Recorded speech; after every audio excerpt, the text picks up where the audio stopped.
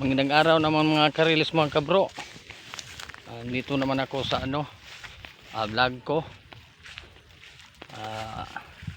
Update naman ako sa alaga kong baka. Pupunta po kami sa papainuman niya. Doon sa kabilang lote na pinapastulan niya.